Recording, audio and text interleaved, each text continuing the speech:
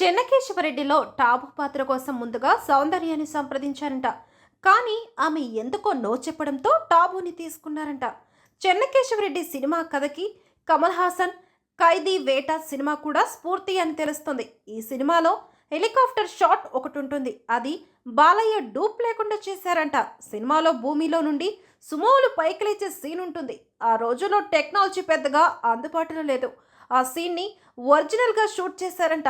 చెన్నకేశవరెడ్డి చిత్రం షూటింగ్ 67 రోజుల పాటు జరిగిందంట. అంటే 70 రోజుల్లో సినిమా కంప్లీట్ అయిపోయిందంట. బాలకృష్ణ కెరీర్లో ఆ టైంకి హైయెస్ట్ బడ్జెట్తో రూపొందించిన సినిమా ఇది.